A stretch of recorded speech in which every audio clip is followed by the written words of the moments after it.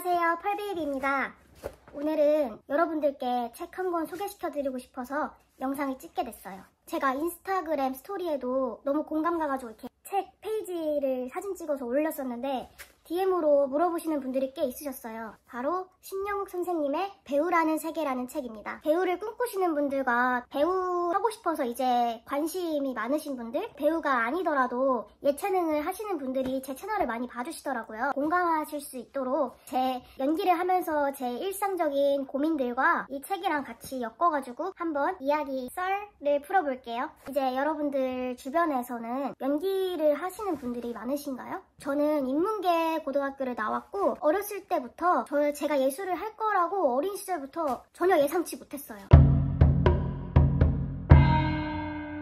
제가 연기를 어쩌다가 시작하게 됐냐면 계속 쭉 공부만 하고 있었고 이제 인문계 고등학교에서 꿈이 없었어요. 근데 또 공부를 잘하는 것도 아니었어요. 하루하루 놀면서 그렇게 시간을 되게 아깝게 보내고 있었죠.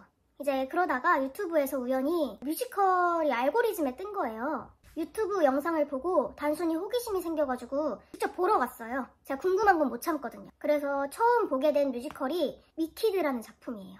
실제로 보니까 너무 충격인 거예요. 그 앙상블 배우분들이 원숭이처럼 날아다니시는데 그게 너무 신기했어요. 와, 저게 사람인지 동물인지 모를 정도로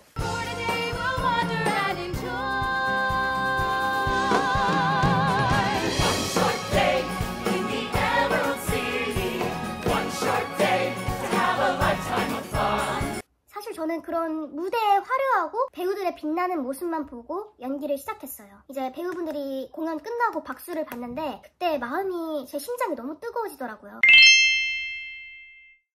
원래 남 앞에 서는 걸 되게 좋아해요. 학교에서도 항상 축제 같은 게 있으면 제가 항상 나섰어요. 저 나가고 싶다. 요즘도 그런지 모르겠는데 제가 학교 다닐 때는 그 축제에 지원하는 사람이 너무 많으니까 오디션을 봤어요. 댄스부 일단 3번 떨어졌고요. 노래, 축제 나가서 이제 노래 부르는데 그걸 너무 못해가지고 선생님께서 제가 너무 무대에 서고 싶어 하니까 기회를 여러 번 주셨어요. 노래도 떨어졌습니다. 그래서 제가 중학교 때는 이제 막 힙합 동아리 이런 거라도 만들었어요. 그 정도로 저는 사람들 앞에서 저를 보여주는 거를 너무 좋아하는데 가진 게 하나도 없었어요. 그래서 연기를 처음 시작할 때도 와, 너무 재밌어 보인다, 그럼 화려하다, 아, 나도 저렇게 박수 받고 싶다 해서 시작을 했는데 너무 어렵더라고요. 연기라는 게 너무 어렵고 아직까지도 제가 뭔지 모르겠고 진짜 공부하기 싫어서 이거를 선택했다가는 난 제대로 망했겠다. 그래도 제가 이 일을 진심으로 사랑하고 좋아해가지고 이 정도로 열심히 하는 거지 그런 마음조차 없었으면은 더 힘들었을 것 같아요. 제가 짧게 이 책의 감상평을 말하자면 책이 너무 재미있어요. 책이 너무 재미있어서 처음 읽었을 때 너무 술술 읽혀가지고 되게 연기책 하면은 조금 어려운 책들이 많더라고요. 외국 작가들이 쓴 책들도 막 읽어봤었는데 이 책은 진짜 후루룩 읽혔어요. 여러 방법론적으로 많은 좋은 책들이 있지만 저는 어쩌면 이 책이 우리가 먼저 갖춰야 할 연기를 대하는 태도에 대해서 담고 있다고 생각을 해서 가장 중요하다고 생각해요. 실제 우리나라 배우분들의 이야기도 담고 있어서 더 현실적으로 와닿는 것도 있었어요. 연기에 대해서 많은 고민을 하시는 분들이라면 이 책을 보고 많이 위로를 받을 것 같다고 생각을 했어요. 먼저 기다림.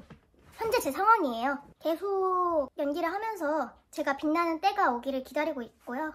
다른 배우를 지망하시는 분들도 마찬가지이실 거예요. 제가 무언가를 열심히 하고 있지만 아무런 결실이 드러나지 않아가지고 지치기도 하고, 이 책의 30페이지를 보면요, 선생님께서 기다림의 시간은 배우로서 정지된 시간을 의미하는 것이 아니다. 그 어느 때보다 바쁘게 살아가야 할 시기이다. 기다림의 형태는 다양하다. 미뤄두었던 영화와 드라마를 열심히 보거나 자신이 할 연기에 필요한 대사가 있다면 스크랩할 수도 있다. 설사 아무런 결실이 없더라도 목표한 오디션이 있다면 힘껏 문을 두드리며 그 시간을 보낼 수도 있다. 불안이나 조급이라는 단어가 마음에 자리할 틈을 내주지 말아야 한다. 기다림을 헛되이 보내지 않는 그 시간이 단단한 배우로 성장하는 토대가 되어줄 것이다. 제가 정말 공감하는 것이 제가 딱 작년 이 시기에 재수도 실패하고 많이 우울했어요. 그래서 부정적인 생각만 하면서 시간을 보냈어요. 아무것도 안 하고 정말 그냥 누워서 침대에서 24시간을 보낸 적도 있고요. 지금 생각하면 그 시간들이 너무 아까워요. 불안이라는 감정에 휩싸이면은 저만 괴로울 뿐이거든요. 또 아무것도 하지 않으면 저는 아무 일도 일어나지 않는다고 생각을 해요. 어차피 그런 우울한 생각을 하고 나 이거 하지 말까 이런 고민을 해도 저는 어차피 제 스스로가 너무 확신을 해요. 제가 배우라는 꿈을 포기하지 않을걸요. 그런 불안해하고 좌절할 시간을 아껴서 제가 더 바쁘게 살아가면은 그런 부정적인 생각도 없어지고, 또 꿈을 향해서 꿋꿋하게 하면은 그 시간들이 헛되지 않고 나중에 무조건 도움이 된다고 생각을 해요. 아까도 말씀드렸다시피 제가 댄스부도 많이 떨어지고 재능이 없어요. 이제 또 재능이라는 게, 예체능은 특히나 그런 게 많아요. 정말 태어날 때부터 가진 사람들, 잘하는 사람들이 정말 넘쳐요. 그래서 어쩔 수 없이 스스로를 많이 의심하게 돼요. 책에서는 재능을 개량하는 게 가능하긴 할까? 재능은 어느 한 가지로 단정 지을 수 없다. 인내심이 있는 것도, 소통 능력이 좋은 것도, 노력하는 것도 재능이 될 수 있다. 이렇게 말씀하셨습니다. 시간이 점점 지난 후에는, 정답은 아니지만 제 생각에는 연기에는 정말 각자만의 재능이 있다고 생각을 해요.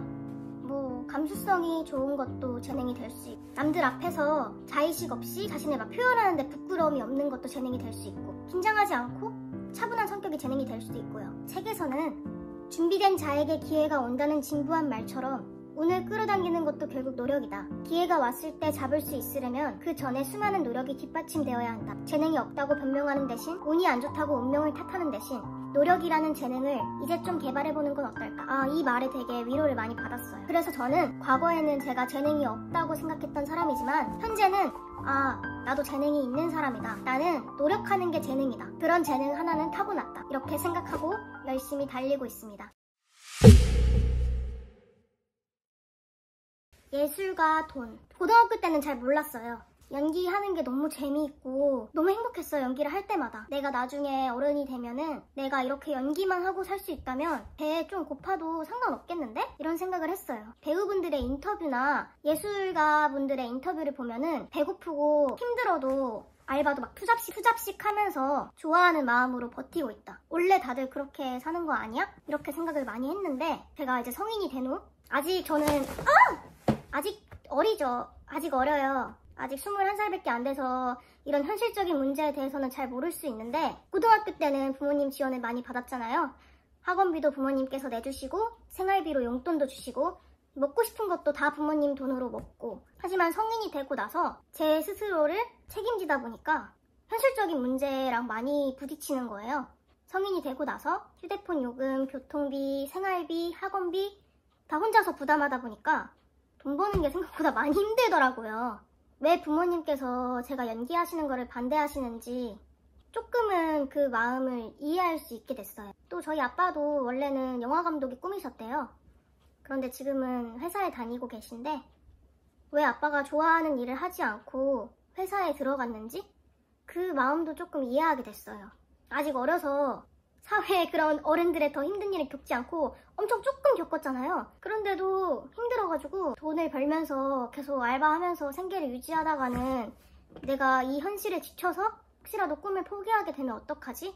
이런 생각도 들었어요. 책에서는 배우는 연기로 돈을 버는 생활예술인, 이 중간 지점을 잘 영위하며 살아가야 한다.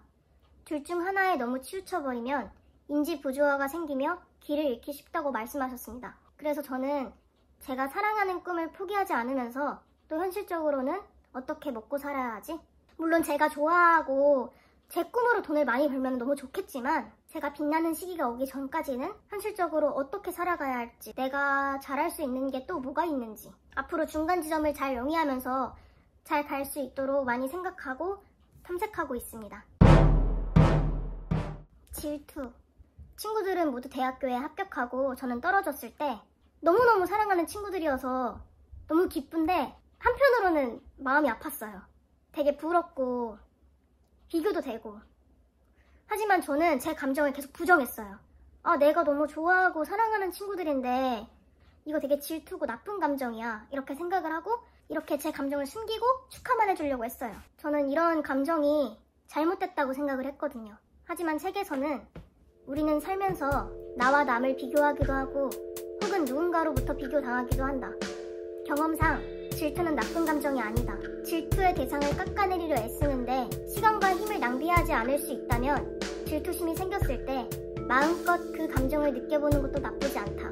나도 이제는 내 감정을 부정하지 않고 인정하자. 자연스럽게 생각하자. 그래서 이런 질투라는 감정도 앞으로는 받아들이고 느껴보려고요.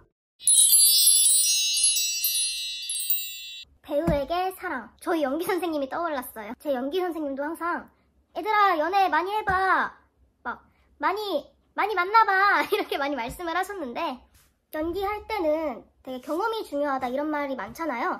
그래서 다양한 경험이 저도 중요하다고 생각을 해요. 사랑도 많이 겪어보고 되게 상처도 받아보고 이별도 해보고 그러고 싶은데, 그런데 저는 이건 재미있는 제 개인적인 썰인데, 저는 이게 너무 무서운 거예요. 제가 살짝 연애에 있어서는 회피형 인간이거든요. 제 스스로를 보호하는 게 있어요. 상처 안 받으려고. 상대방을 좋아하지만 스스로를 되게 부정을 해요. 아, 별로 안 좋아한다. 그리고 차단을 하고 잠수를 타버립니다. 절대 싸우지도 않아요. 싸우지 않고 화를 안 내요. 화를 저는 절대 안 내요. 그래서 그냥 이해해 주려고 해요. 그리고 제가 서운하고 속상한 감정이 들어도 혼자서 부정을 해요, 제 감정을. 제가 혹시라도 상처를 받을까봐. 제가 배우를 꿈꾸면서 드는 고민 중에 하나가 이거예요. 이런 회피형 성격. 배우를 하고 싶어하는 사람이 이런 감정을 느끼는 거를 두려워하니까 이게 너무 부끄러운 거예요. 두려워하고 부정하고 막 피하려 하는 거예요. 가장 큰 제 문제점이기도 하고 이거를 고쳐야 된다고 생각을 합니다. 가족, 연인, 친구, 직업, 반려동물. 때로는 인류에 대한 사랑을 표현할 날이 온다. 배우에게 사랑만큼 강력한 표현재료는 없다. 사랑에도 여러 모양과 색깔이 있으니 실제로 경험하든 영화나 책을 보든 때로는 친구의 경험담을 듣든 여러 모양과 색을 찾는 연습을 계속하자. 감정이라는 깃털이 날아가지 않게 조심해서 가닥가닥 모아 관객에게 고이 건네줄 수 있게. 앞으로는 제 감정을 회피하지 않고 느껴보겠습니다. 여러분들, 배우라는 직업은 외향형 사람이 잘할 것 같나요? 내향형 사람이 잘할 것 같나요? 일단 외향형 사람들을 보면 소통 능력이 좋아요. 분위기를 되게 잘 이끌어 나가요. 또 내향형 사람들을 보면은 자신의 내면을 들여다보는 습관이 있어요. 자신의 내면에 집중을 잘해요. 정서적인 감각이 탄탄합니다. 그래서 외향형이랑 내향형이랑 둘 다 장단점이 있어요. 이렇게 책에서도 말씀을 합니다. 외향형인 캐릭터를 연기할 때도 있고 내향형인 캐릭터를 연기할 때도 있잖아요. 일단은 자기 자신을 잘 파악을 하고 이것도 하고 저것도 할 수 있게 상황에 맞게 자신을 변화시킬 줄 아는 게 중요하다고 말씀을 하셨습니다.